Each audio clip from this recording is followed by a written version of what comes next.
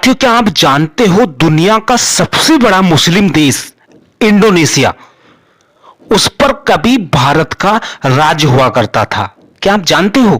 प्राचीन भारत के इतिहास में इस बात के पुख्ता सबूत हैं और भारत ही नहीं, चीन के यात्री भी अपने यात्रा वृत्तांत में इस बात को लिखते हैं कि इंडोनेशिया पर भारत के राजा राज्य करते थे और इंडोनेशिया पर भारत का राज था।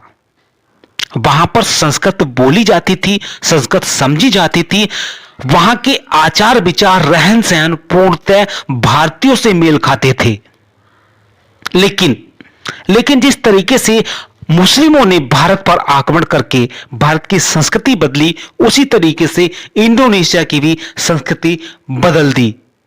लेकिन भारत संभल गया, इंडोनेशिया नहीं संभला और आज इंडोनेशिया संसार का सबसे बड़ा मुस्लिम देश है। लेकिन प्राचीन समय में वह भारत का अभिन्न अंग हुआ करता था। भारत के राजा वहां पर राज्य करते थे, भारत के उपनिवेश वहां पर स्थापित थे। आज भी भारतीय संस्कृति की झलक वहां पर देखने को मिल जाती है। वहां के 20,000 के नोट पर भगवान गणपति की मूर्ति है। आज भी जो इंडोनेशिया की एयरलाइन है उसका नाम गरुड़ एयरलाइंस है। आज भी जो इंडोनेशिया का राष्ट्रीय चिन्ह है वह भगवान विष्णु का वाहन गरुड़ है। ज्यादा जानकारी के लिए मैं आपको बता दूं कि भारत की ही भांति वहां पर भगवान विष्णु, भगवान कृष्ण, भगवान राम, माता दुर्गा, भगवान बुद्ध की पूजा आराधना की जाती थी और आज भी वहां की करेंसी रुपया है। रुपया, वहां की करेंसी रुपया है। इंडोनेशिया पर प्राचीन समय में भारत का राज्य हुआ करता था। इस बात की पुष्टि प्राचीन समय में चीनी यात्री इत्सिंग ने की है। चीनी यात्री इत्सिंग जो 7वीं सदी में भारत आए हुए थे, लगभग 6 माह वह सुमात्रा में रुके।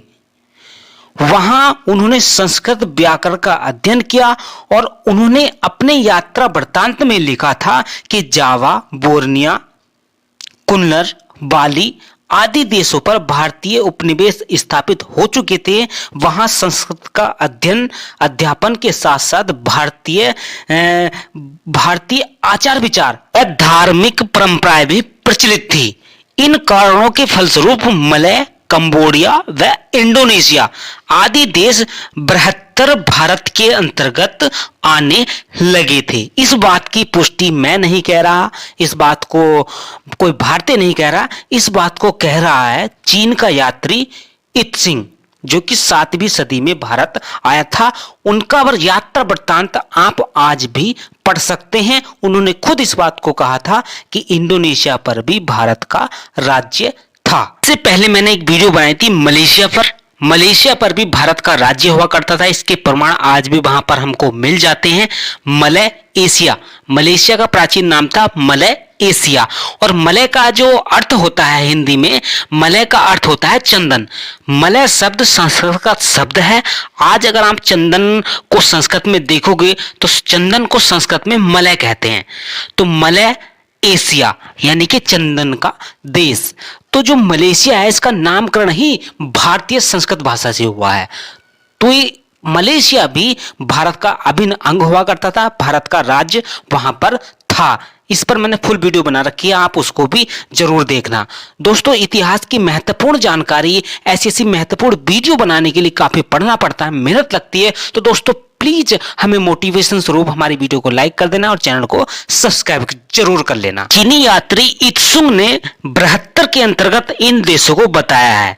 भारत के इस बृहत्तर रूप का फैलाव सुमात्रा, मलय, जावा, बर्मा, श्रीलंका, मलय, बोर्निया, वाली, अनाम, कंबोडिया, हिंद चीन, नेपाल, तिब्बत, ईरान, इराक, मिस्र, चीन, जापान आदि देशों तक हुआ करता था। ये सभी देश भारत के साथ धार्मिक, व्यापारिक, भाषा, लिपि, आचार विचार विभिन्न माध्यमों से भारत के साथ जुड़े हुए थे। द्वीपांतर ऐसे देशों का समूह है जहां भारतीय उपनिवेश स्थापित थे।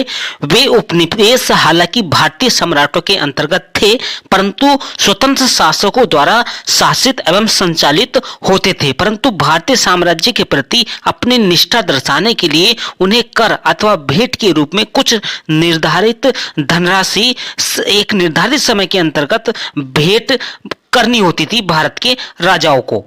पुराणों में भी नवद्वीपों पर भारत का राज्य बताया गया है। नवद्वीप यानी कि 9 द्वीपों पर भारत का राज्य कहा गया है पुराणों के माध्यम से। इंडोनेशिया से भारत के दीर्घकालीन संबंध रहे हैं।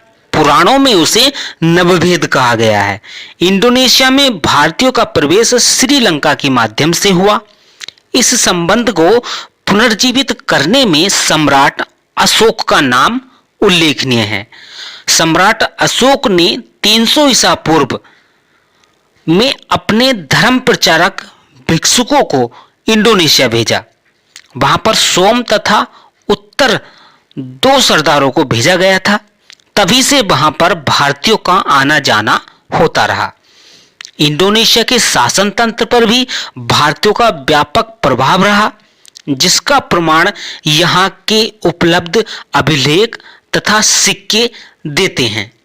वहां मंदिरों, मठों, विहारों तथा विद्यापीठों की अधिकांश जो मूर्तियां हैं वे मूर्तियां विष्णु, महेश, इंद्र, दुर्गा, लक्ष्मी, बुद्ध आदि की हैं। वहां पर इन सभी देवी देवताओं की पूजा प्रतिष्ठा भारत की तरह ही की जाती थी। भारत की तरह वहां भी संस्कृत का उतना ही प्रचार था जितना कि भारत में। इंडोनेशिया के साहित्यिक, वैचारिक, धार्मिक, ऐतिहासिक तथा सांस्कृतिक परंपराओं को ध्यान में रखते हुए यह कहा जा सकता है कि उनको समृद्ध एवं विस्तृत करने में भारतीयों का बहुत महत्वपूर्ण योगदान रहा है।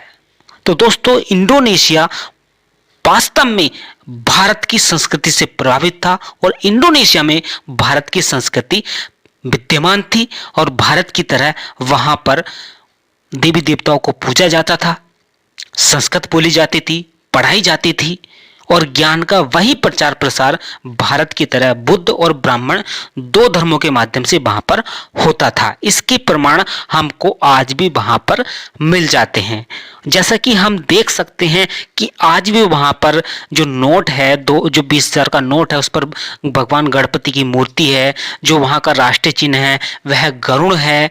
जो वहां के चौराहे हैं वहां पर भगवान कृष्ण और अर्जुन को उपदेश देते हुए चित्र मिल जाएंगे। वहां पर बहुत से मंदिर मिल जाएंगे, बौद्ध विहार मिल जाएंगे। बहुत से आज भी प्रमाण आपको वहां पर भारत के देखने को मिल जाएंगे और वहां के जो लोग हैं वो भगवान राम और भगवान कृष्ण को अपना पूर्वज मानते हैं। तो दोस्तों, कुछ इस तरीके की इतिहास से महत्वपूर्ण जानकारी आपके लिए लेकर के आया। अगर अच्छी लगी हो, जरा भी आपके ज्ञान में इससे वृद्धि हुई हो तो प्लीज वीडियो को लाइक करना न भूलें और साथ ही साथ चैनल को सब्सक्राइब करके घंटी के निशान को दबाकर ऑल पर क्लिक कर लें ताकि घर बैठे आपको इतिहास की पुरानी से पुरानी जानकारी मिलती रहे।